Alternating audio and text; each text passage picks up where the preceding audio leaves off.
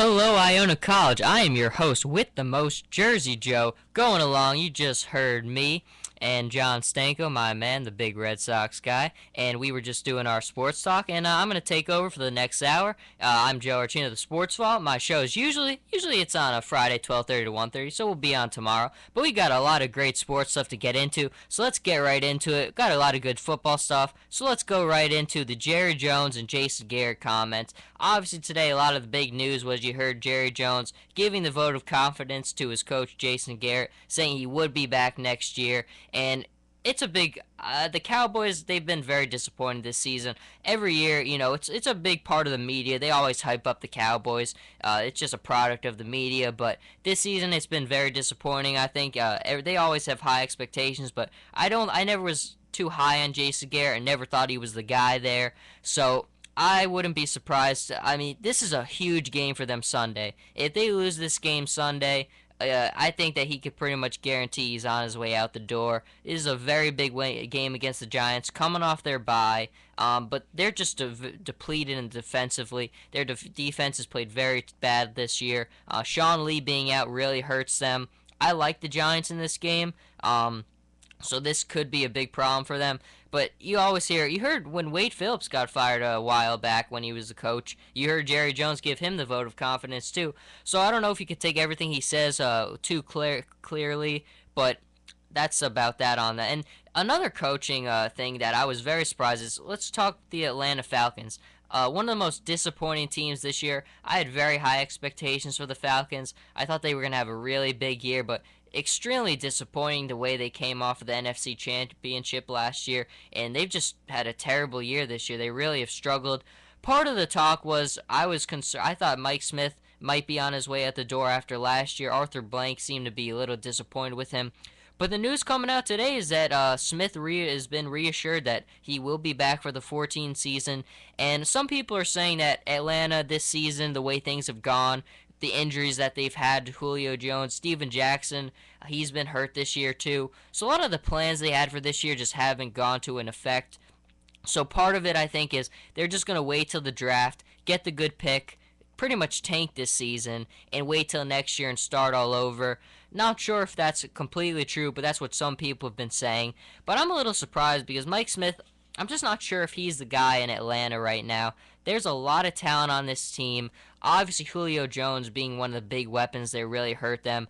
But they got rid of Michael Turner at the beginning of the season. He didn't have much left. But they put too much stock into Steven Jackson, I think. Steven Jackson's a pretty getting up there in age running back. He's got a lot of miles on his tires. So I wasn't too big on that move. I just didn't think that you could depend on him to carry consistent workload. So I wasn't too sure on that one, and it turns out that hasn't worked out that well. But Mike Smith apparently will be back.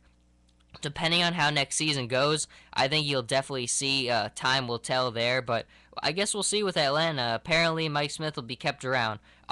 During our show, though, I was saying for anybody to tweet at us at SportsVaultIona any fantasy questions that you guys had. So right now, I have a couple fantasy football ones. So I'll do two of them now. If you guys need any more, I'll get to them. So the first one I have is, should I start Andre Brown again this week in fantasy? So obviously, Andre Brown, the New York Giants running back, was hurt towards the beginning of training camp. He showed some very good sparks of greatness last year, and he had a very nice game last week against the Packers. Ran the ball very well, and I do like him this week in fantasy. I think with Sean Lee being out for the Cowboys defense, he could really exploit that Cowboys defense out there. He ran the ball well last week. I think he's going to continue to do it. I don't like the Cowboys defense right now. I'd start Andre Brown. The next question we have is Colin Kaepernick worthy of starting? Will he get back on track throwing the ball versus the Redskins? And this was also one of my biggest disappointments of the year. I thought Colin Kaepernick was really going to improve his game going into next season. I thought he was going to have a phenomenal year this year, and he just really has struggled throwing the ball.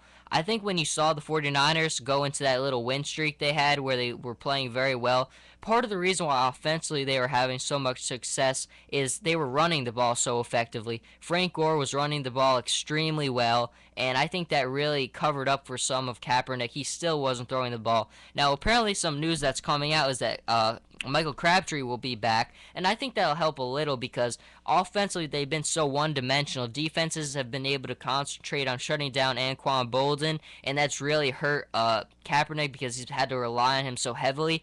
I think now if you put Crabtree in the mix, you can mix up the field a little bit. You have him, Crabtree on one side and Bolden on the other. You have Vernon Davis up the middle. That's pretty formidable. That's the way that their field. And Manningham is back now too. So he's getting some of his weapons back. The Redskins defense has been terrible this year. One of the worst defenses in the NFL. The Redskins, I think the locker room is a mess there right now. So I think if Kaepernick can get back on track throwing the ball, this is a good game to do it.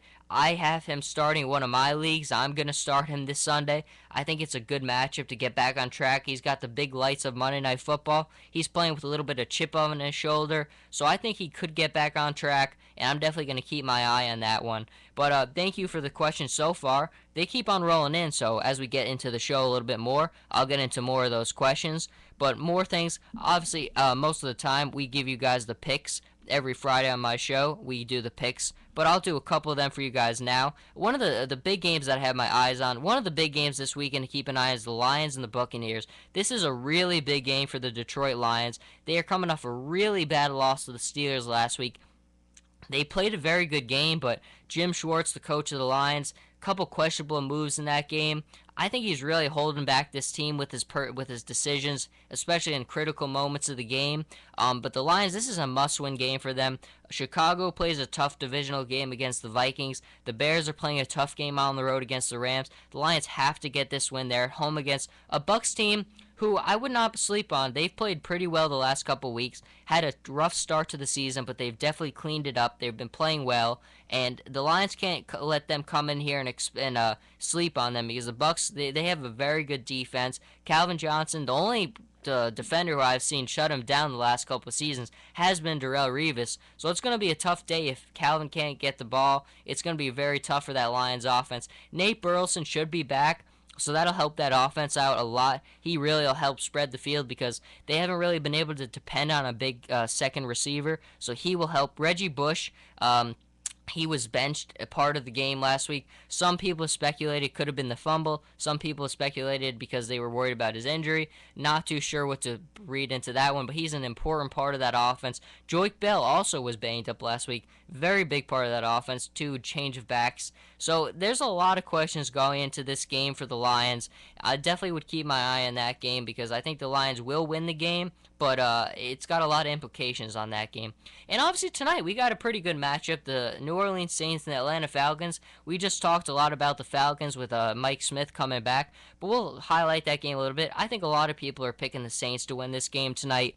New Orleans offensively is just so good this year. They played extremely well.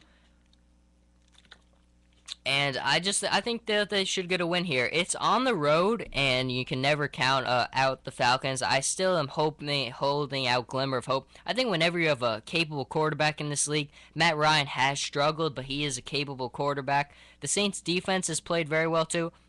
And let's stop for a minute, though, and just let's acknowledge Rob Ryan for a second because he deserves so much credit for what he's done with that defense. I think last year he got all the blame for that Cowboys defense, and I think that Cowboys defense is just flawed. Sean Lee is a good player, but I think that defense is just flawed. It's got a lot of pieces that I just think don't work.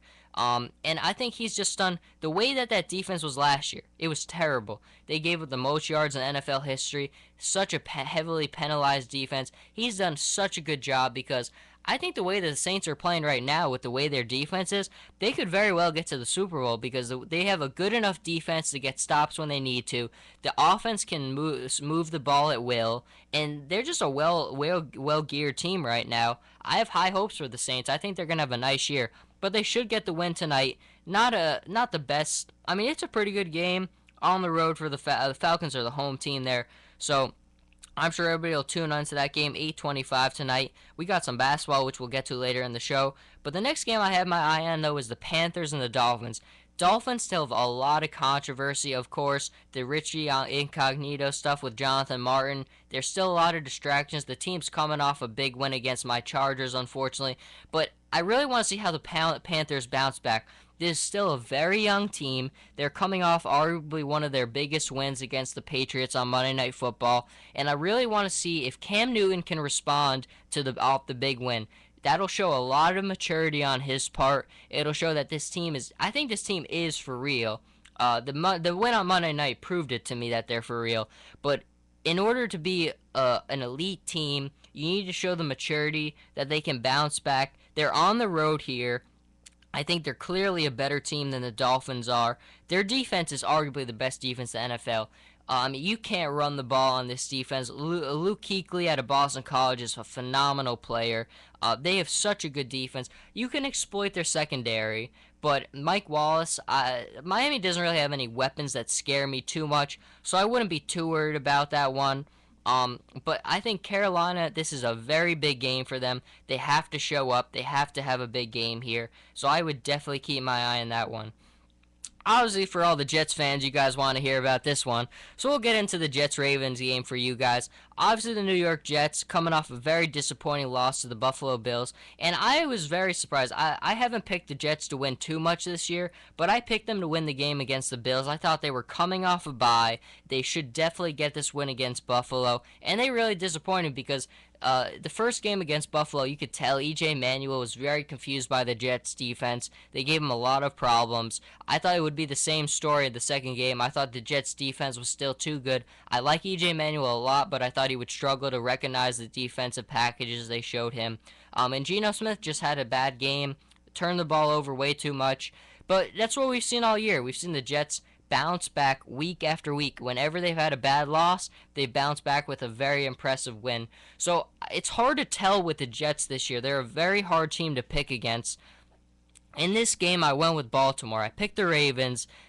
But like I said, the Jets, every time that they've had a bad game, they bounce back. So I was close to picking the Jets in this game, but the Ravens are also coming off a tough loss to Chicago in that overtime game. That was a really tough loss to take, and they have played considerably better at home. Ray Rice played a little bit better last game, but overall the Ravens just offensively have really struggled this year. So I do think that they'll pick up the win at home, but I would definitely you don't count the Jets out of this one. They have a very good chance of winning this game, but the Ravens at home, I got to go with them in this one. Tomorrow on the show, I'm sure my man Big Shot Rob, though, he's going to have faith in his Jets to get the win. And this game this was by far the hardest game of the week to pick, and that is the Colts and the Cardinals. By far the hardest game of the week to pick. A lot of people probably haven't noticed, but the Cardinals have had a very nice year. Bruce Arians has done a phenomenal job there. The Cardinals have a 6-4 record this year. At home, they've played very, very well. Their defense is one of the best defenses in the NFL. Their secondary is phenomenal. Patrick Peterson was one of the best defensive players in the NFL. I think defensively this team is very, very good. And the Colts are not playing good football right now. And it's a big concern because right now we're in the home stretch of the NFL season. We're going to quickly be at the playoffs right now. And you want to be playing your best football right now. And I think that's a big concern for the Colts is they're just not playing their best football right now. And we saw it last season with the Texans. The Texans, as the season dragged on, the last couple of weeks they did not play good football, and they had an early exit in the playoffs, and it's what concerns me about the Colts. I love Andrew Luck. Part of the reason I went with the Colts to win this game, okay? I was close to taking the Cardinals because they're at home, they've played well, but I just have a hard time picking against Andrew Luck because he's such a phenomenal player. I think whenever he takes the field, there's not many quarterbacks, whenever the score is, even if it's out of control, I always feel like Andrew Luck could bring the Colts back. He's a phenomenal player, smart player, but some of his guys offensively have got to step up. Trent Richardson has looked lost in that offense. He has got to step up. Darius Hayward-Bay has got to step up. T.Y. Hilton has got to step up. Everybody offensively has got to step their game up because Reggie Wayne might be the injury that keeps the Colts from being a Super Bowl winning team this year. And some of the guys on the offensive side of the ball have to step it up. It'll be a very good game, though, because the Cardinals, a lot of people don't give them credit, but they've had a very nice year. And the last three games I'll go over, here's number 2. Big game for the Giants this weekend. Huge, huge game. Must-win game. And I really like the attitude you hear from them. Coach Coughlin gave the guys the day off on Tuesday, but the team, they would not take the day off. They wanted to prepare for Dallas, and I think that's a very good sign. It shows the team never quit. Even through the dark times, they were still all committed. They were all rallying behind Coach Coughlin. He's a great coach. I love Tom Coughlin, and I think that the Giants have a good shot here. The problem is Eli, even during this little winning streak, he's still been a little bit suspect. I think you still would like to have seen a little bit more of a better play from him, and I just haven't seen it, so that concerns me a little bit, but I would definitely keep my eye on that one. I like the Giants here. The problem with the Giants is every week you never know what you're going to get out of them, so I am a little bit concerned with that, but I think they will win this game, and I'm definitely going to keep my eye on this one. But the big game we have, such a good Sunday night game. I mean, talk about good. Last week we had the Broncos and the Chiefs. Phenomenal. Maybe the best Sunday night game of the year. And this Sunday you have the Broncos and the Patriots. It's going to be a great game. Whenever Brady plays Manning, it's fantastic. But this high-powered Denver offense, the Patriots are hungry for a win coming off the loss. Controversial call at the end. It's going to be a very, very, very good game, and I'm looking forward to it. I'm going with the Broncos in this game. It's hard to see the Patriots dropping another game in a row. I think the Patriots will give them a tough time, a run for their money, but I just think the Patriots defense, it just won't be able to consistently stop Peyton and the high-powered offense. I mean, I think the Broncos have the most high-powered offense in the NFL. You have Julian Thomas, you have Demaryius Thomas. They're running the ball effectively, changing the pace with Monte Ball and Noshawn Moreno. I mean, offensively, they just move the ball at will. And I do think that Tom Brady will keep them in the game. Offensively, the Patriots they've really improved. Since at the start of the season, the Patriots offensively, they had a lot of work to do. And they've definitely improved significantly. So it'll be an interesting thing to see how Tom Brady plays against them. But I just think the high-powered offense of the Broncos is going to be able to carry them through with this game. It'll be very interesting, though. But we're going to take a short break. When we come back, we've got a lot more sports to talk about. Like on this thing tonight, the WICR, we're going until midnight, and I'm going to keep on coming with a lot of good stuff. We'll be back momentarily, and got some classic NFL music for you guys, so we'll be right back. Johnson left. Elway in the end zone and throwing it. It's complete. Winder dives out to the 7-yard line. And Johnson's in motion, reverses the motion. And the pitch is to Winder. Winder coming to the right, cuts to the 10-yard line. And the Broncos will now have the score 20 just to get inside. Receivers left.